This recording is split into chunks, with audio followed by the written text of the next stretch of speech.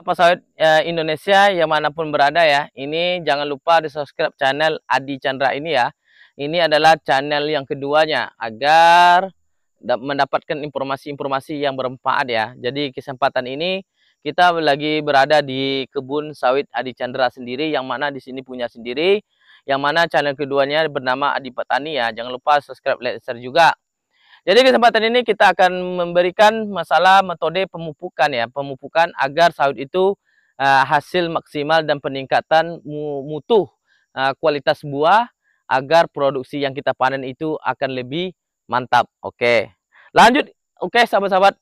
Jadi untuk meningkatkan hasil sawit kita itu, agar sawit kita itu banyak hasil produksi bagi untuk petani mandiri seperti kita-kita ini, masyarakat itu. Yang pertama yang harus kita jaga itu adalah kondisi tanah. Kondisi tanah itu adalah tempat yang kita tanam sawit tersebut. Contohnya seperti ini. Itu kita jaga kondisinya tanah itu. Agar tanah itu terjaga kelembapan tanah, agar terjaga kandungan airnya. Kenapa? Karena air itu sangat berpengaruh terhadap perkembangan pertumbuhan kelapa sawit. Bukan nutrisi saja, bukan pupuk saja. Karena air adalah kunci utama dalam pertumbuhan dan perkembangan kelapa sawit tersebut.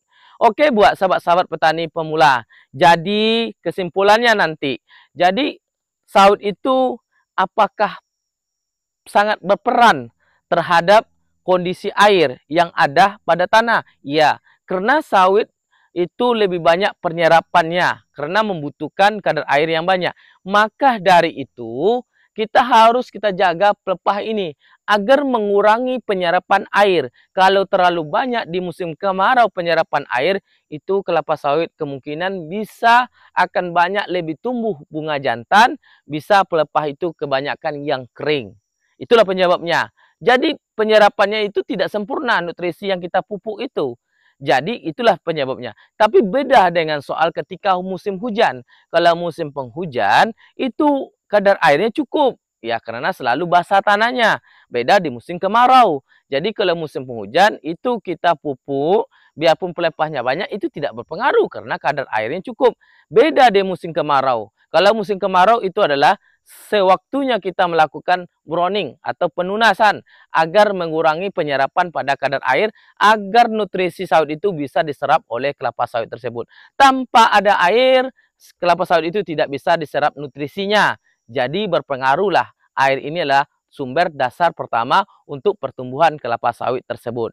Oke, sahabat-sahabat petani kelapa sawit Indonesia yang manapun berada, penjelasan ini sangatlah bagus untuk petani-petani agar sampai sekarang ini harus mengerti kenapa di perusahaan-perusahaan itu dibiarkan tumbuh rumput yang seperti ini di belakang atau kiri kanan, cuman mereka tuh bersih piringannya. Kenapa? Karena mereka lebih tahu, karena menjaga kelembapan tanah, menjaga kesuburan tanah. Biarpun kita telat memupuk dalam 1 bulan telat kita memupuk, itu tetap pertumbuhan kelapa sawit masih tetap normal bagus. Kenapa? Karena kadar air itu cukup. Jadi nutrisi yang ada di sekitar sekeliling kelapa sawit itu akan diserap dengan sempurna karena terjaga kelembapan tanah dan ada keunsuran tanahnya. Jadi apabila dipupuk lebih bagus pertumbuhannya karena cukup kadar air untuk penyerapan pupuk tersebut. Itulah sahabat-sahabat. Jadi sawit yang terjaga itu maka akan meningkatkan hasil produksi kita.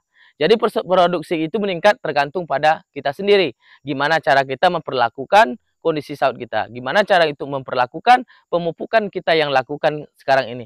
Jangan kita beralih-alih, bertolak belakang. Apa katanya? Oh, tanah saya berbukit, Pak. Oh, tanah saya adalah miring, Pak. Tanah saya berpasir, tanah saya adalah berlumpur, Pak. Gimana macam-macamnya. Tapi gunakanlah akal fikir kita secara logik. Gunakan mindset kita untuk kedepannya agar sawit kita itu meningkatkan hasil produksi kita. Mudah-mudahan apa yang kita lakukan itu menuaikan hasil. Tidak menuaikan, bebas dari segala hal. Tidak. Yang penting hasil produksi kita lebih meningkat.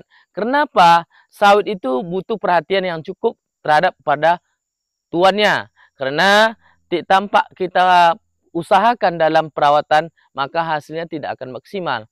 Oke, Cukup sekian, mudah-mudahan bermanfaat apa yang Adi Chandra sampaikan dan berfungsi untuk kita sama. Salam Planter Indonesia, salam buat petani pemula.